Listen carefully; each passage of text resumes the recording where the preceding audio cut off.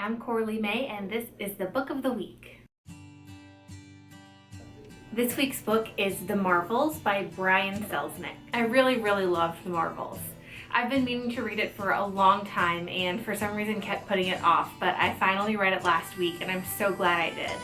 I actually got to see Brian Selznick speak at AASL in October, and a lot of what he said really resonated with me without even having read the book, so being able to add that context and just enrich the experience that much further.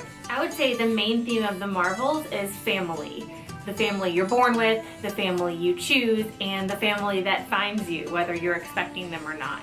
I can't talk very specifically about the story without giving away spoilers, and this story in particular is so magical that it would be a serious tragedy for me to give you any spoilers.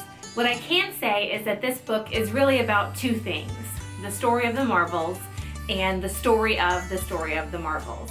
The first half of the book is all images, and the images are beautiful. Brian Selznick uses these illustrations to tell us the story of the Marvel family. And as you can see,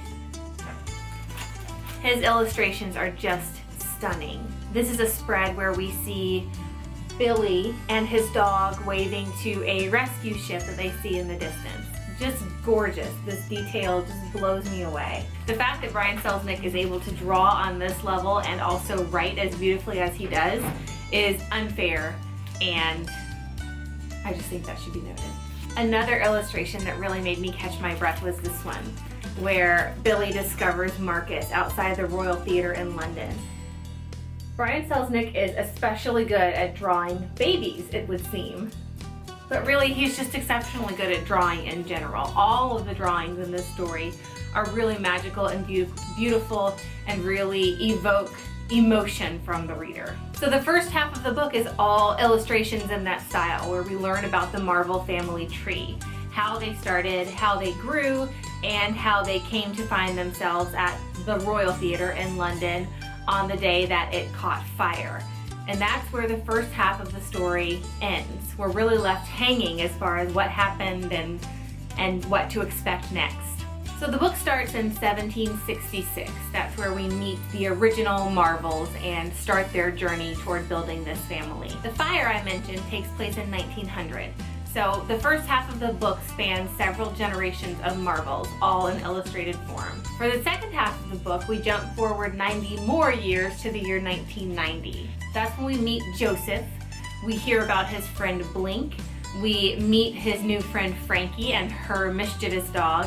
And most importantly, we meet Joseph's uncle, Albert Nightingale. Joseph's uncle Albert lives in a really magical house that's full of artifacts from another place and time.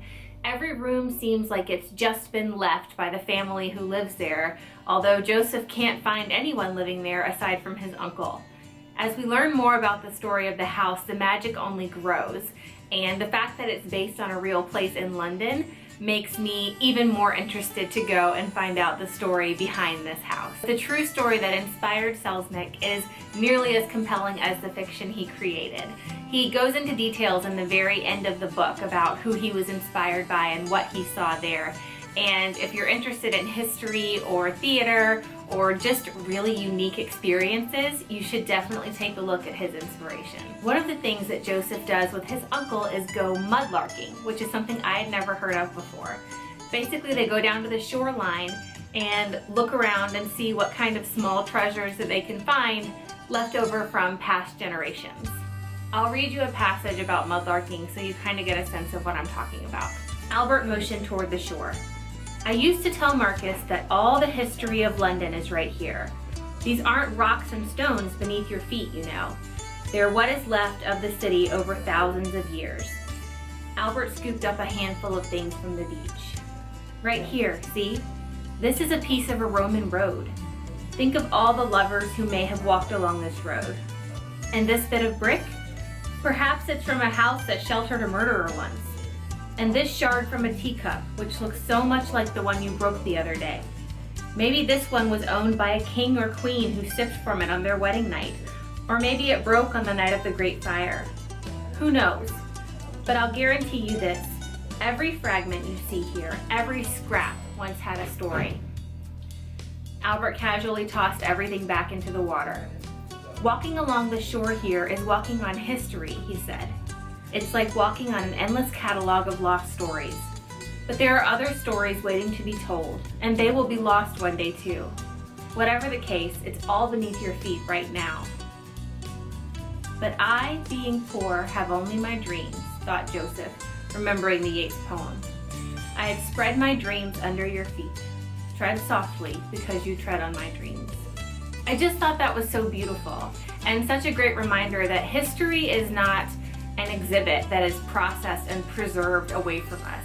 History is all around us, and we're constantly traipsing through it, and we can easily be inspired by it if we just remember to stop and look around at it.